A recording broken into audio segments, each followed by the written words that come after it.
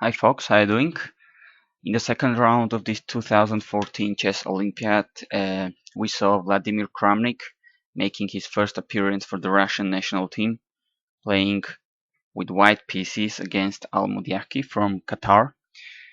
And well, although Kramnik is the huge favorite for this match, of course, his opponent is not a beginner. He's a very solid and experimented GM.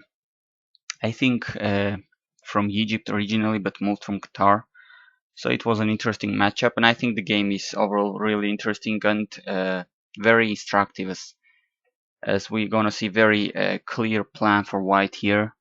Kramnik plays knight f3, knight f6, c4, g6, knight c3, bishop g7. Kramnik plays e4, I guess avoiding the Grunfeld with d5, and of course d6 is very normal here, going into the King's Indian defense directly with d4, black castles, and Kramnik is very happy to go into main lines of the King's Indian. He's a very huge specialist on the white side of this defense, a very great theoretician. Now e5, white castled, and Al-Modiahki here plays queen e8, kind of a not a very common move here, but has its own ideas.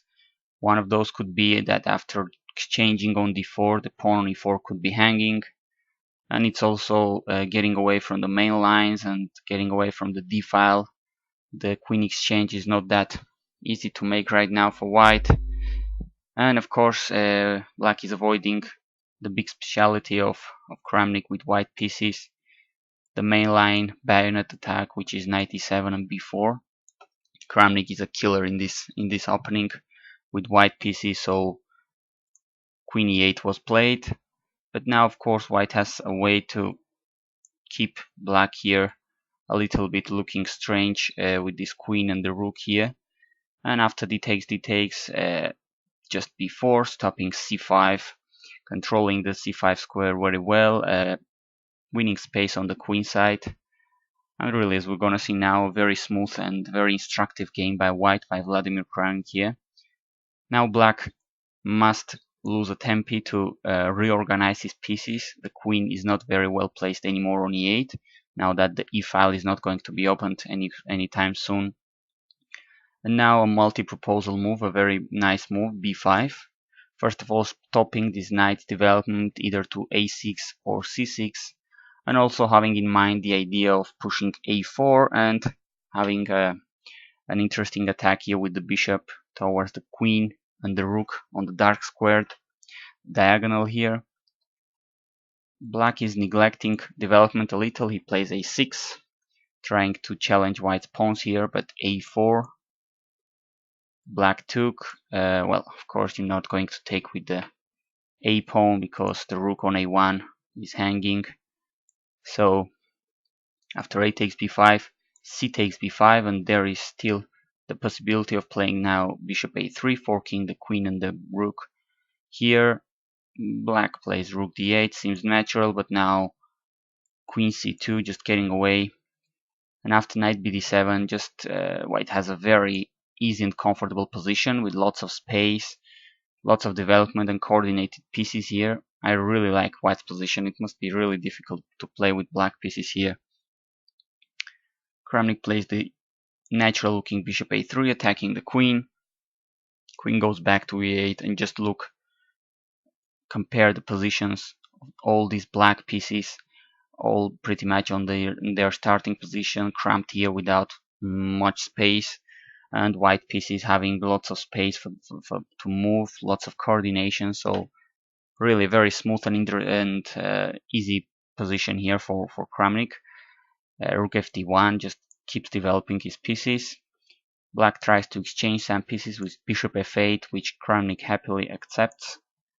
Knight takes, and here Kramnik wins easily a central pawn. After rook takes, queen takes, knight takes on e5, and there it goes. Central pawn is gone, white is up a pawn, and I can't see really any compensation for black. I think white is even better than one pawn here because he has so much space, control over all, pretty much all over the board. Although black queen now can centralize here to d4, a good square, but it's not enough because all white pieces are well placed and coordinated. So easily this knight, which is under attack, goes back to a3. Queen c5. Okay, there is a pin, but white just gets away from the pin. And at the same time is targeting these dark squares on the king side, which are very weak. The knight particularly could be now under attack with some discovered moves by the white knight on c3. So Al-Modiahki plays knight g4 with a subtle attack on f2. Now knight d1 is protecting f2. Knight d7, and now simple and natural looking moves. Rook c1 attacking the queen. Queen goes back to b6. And knight d2, relocating pieces, improving. The idea is to go to c4, hit the black queen, which has already moved tons of times. Meanwhile, this rook and the bishop here have not moved, are not doing anything. Black plays knight c5, and as expected, knight c4. But here, already in a very difficult position, black blunders. Tactically, he plays queen f6, hoping for a queen exchange here as the knight is protecting, but black has to resign on the spot after the 25th move by Vladimir Kramnik, taking on g4 and removing the defender of the queen on f6, which is basically winning a piece here.